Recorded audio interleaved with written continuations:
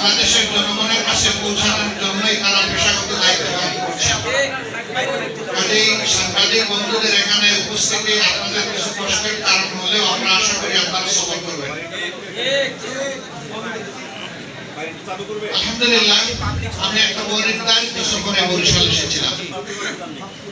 আমি মূলত এই অঞ্চলের অনেকগুলো বড় মার্কাজ রয়েছে, প্রধান তিনটা মার্কাজের দুইটা মার্কাজে আজকে যাব একটু দোয়া নেওয়ার জন্য। আমার এই আগমন এখানকার স্থানীয় সংগঠনের আহ্বানে নয়, বরঞ্চ কেবলই আমার দোয়া নেওয়ার আগ্রহের কারণ। তাৎক্ষণিকভাবে তারা এই সভার আয়োজন করেছেন, এই জন্য আমি জেলা শাখাকে মোবারকবাদ জানাই। বাংলাদেশ আল্লাহ তাআলার পক্ষ থেকে আমাদের দেওয়া প্রিয়জন ভূমি। আল্লাহ এই দেশে আমাদেরকে পয়দা করেছেন। মানুষ তার জন্মস্থানকে ভালোবাসে। আল্লাহ নবীগণ তাদের জন্মস্থানকে ভালোবেসেছেন। নবী করিম সাল্লাল্লাহু আলাইহি ওয়াসাল্লাম যখন মক্কার লোকদের যন্ত্রণা, উৎপীড়ন, জুলুম এক পর্যায়ে তাকে খুন করার তারা সিদ্ধান্ত নিল, আল্লাহ তাআলার ইচ্ছায় তখন মক্কা থেকে মদিনায় হিজরত করেছিলেন। হিজরতের সময় তার বাহনের দুটি পা যখন মদিনার বর্ডারে চলে গেল, পিছনের পা দুটি যখন মক্কার অংশে দেখে গেল, তখন তিনি তার বুকের লাগাম ধরে সেখানে স্থির দাঁড়িয়েছিলেন। এরপরে তিনি পিছন ফিরলেন, চোখ থেকে টপ টপ করে পানি পড়ল, আক্ষেপ করে বললেন, হায় মক্কা, তোমার সন্তানেরা আমাকে থাকতে দিল। যিনি ছিলেন রাহমাতুল লিল আলামিন, গোটা সৃষ্টির জন্য আল্লাহ তাআলার নিয়ামত রহমত, তারই চোখ দিয়ে পানি পড়েছে। অতএব জন্মভূমির প্রতি ভালোবাসা আল্লাহ তাআলার এক নিয়ামত, এক দান, এক বিশাল উপহার। আমরাও আমাদের দেশকে ভালোবাসি। দেশকে যারা ভালোবাসেন তারা দেশের মানুষকে ভালোবাসে। এই দেশের উপর বিচরণশীল সমস্ত প্রাণীকে ভালোবাসে, আল্লাহর দেওয়া প্রকৃতিকে ভালোবাসে এবং সব কিছুকে আল্লাহর সাজানো নিয়ম অনুযায়ী তারা দেখতে চান, রাখতে চান। যতক্ষণ পর্যন্ত আল্লাহ তাআলার দেওয়া বিধান অনুযায়ী আল্লাহর সৃষ্টির ভারসাম্য এবং তাদের সাজগোজ রক্ষা পায়, ততক্ষণ পর্যন্ত এই সমাজ হয় একটা নিয়ামত ভরা সমাজ, শান্তির সমাজ, বরকতময় সমাজ। যখনই আপনি গাছের উপর হাত দিবেন, মাছের উপর হাত দিবেন অন্যায়ভাবে, বিভিন্ন প্রাণী এবং উদ্ভিদ জগৎ ধ্বংস করবেন, বিশেষ করে মানুষের উপর জুলুম করবেন, তখন আল্লাহ তার আরশ থেকে এটা বরদাস্ত করেন। আল্লাহ তাআলার পক্ষ থেকে তখন ওই জাতির উপর বিভিন্ন সময় বিভিন্ন পদক্ষেপ চলে আসে।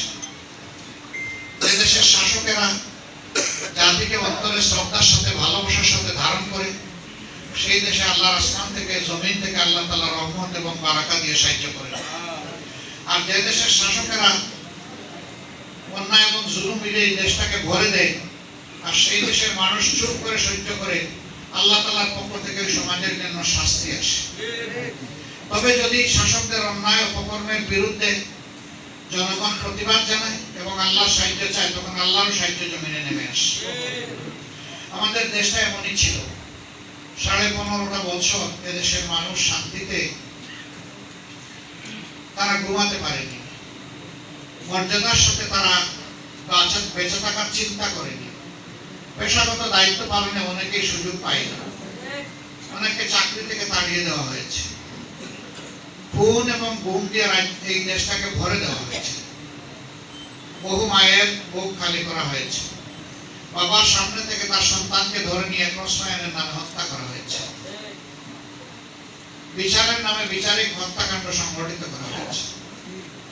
বিশেষ করে এই জুলুমের শিকার হয়েছেন বাংলাদেশ জামাতে ইসলামের শীর্ষস্থানীয় 11 জন দায়িত্বশীল।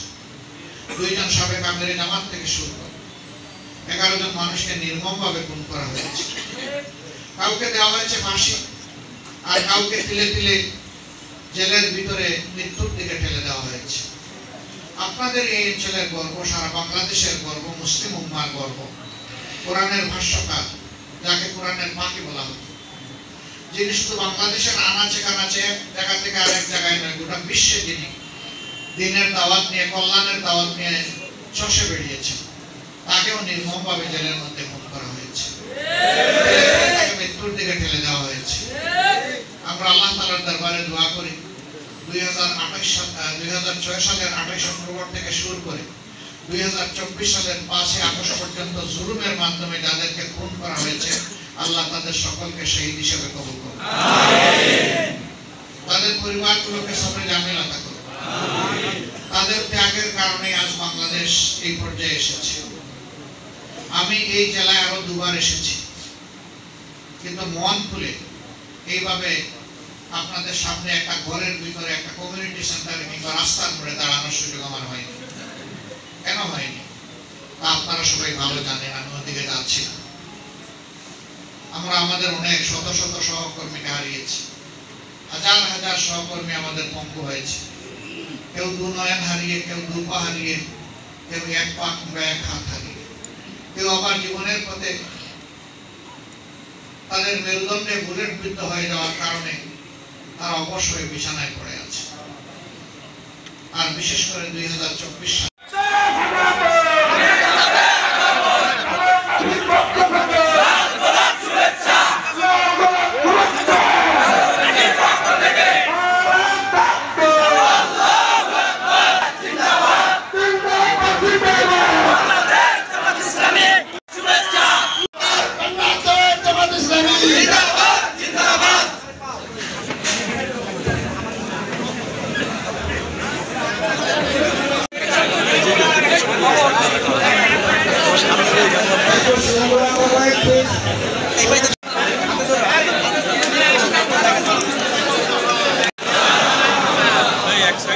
হ্যালো ভাই, আপনারা সবাই কেমন আছেন?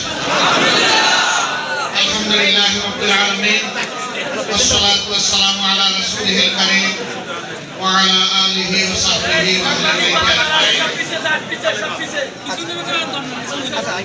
একটু বলা লাগবে বাংলাদেশ জামাত ইসলামী ঝালকাঠি জেলা শাখা আয়োজিত নির্বাচিত দায়িত্বশীল ভাইদের নিয়ে আজকের এই সমাবেশের সম্মানিত সভাপতি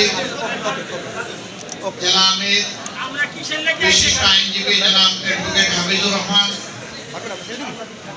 বাংলাদেশ জামাত ইসলামের কেন্দ্রীয় নির্বাহী পরিষদের অন্যতম সদস্য, আজকের এই সভার সম্মানিত বিশেষ অতিথি জনাব মোবারক হুসাইন, বাংলাদেশ জামাত ইসলামী বরিশাল মহানগরী আমির কেন্দ্রীয় কর্ম পরিষদ সদস্য জনাব জহিরুদ্দিন বাবর, জেলা আমির সহ অঞ্চল এবং জেলার স্থানীয় উপস্থিত বিভিন্ন পর্যায়ের দায়িত্বশীল বন্ধুগণ, গণমাধ্যমের সম্মানিত ব্যক্তিবর্গ, সুধীমণ্ডলী, আসসালামু আলাইকুম ওয়া রাহমাতুল্লাহ।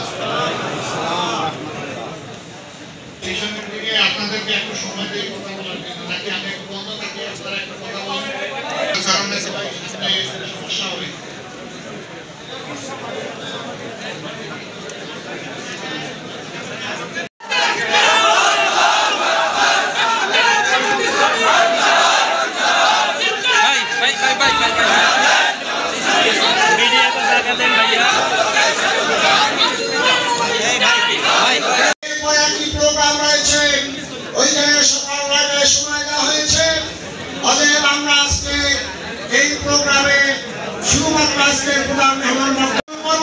সদস্য বরিশাল মহানগরের সংগ্রামী আমির জনাব জহিরুদ্দিন বাবু আমাদের মাঝে উপস্থিত হয়েছেন।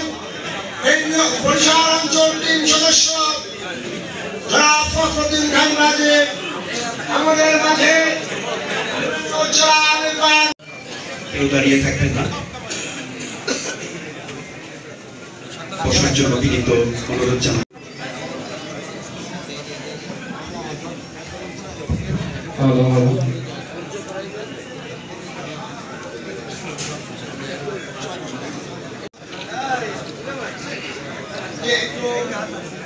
সবাইকে পিছনে পিছনে বসার অনুরোধ করছি।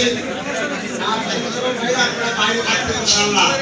সংগ্রামী ভাইয়ের আমার, আপনারা লক্ষ্য করেছেন ইতিমধ্যে আমাদের মাঝে উপস্থিত হয়েছে বাংলাদেশ জামাত ইসলামের স্পন্দন জননেতা জনাব ডক্টর শফিকুর রহমান। সংগ্রামী ভাইয়ের আমার, আমাদের মাঝে বিশেষ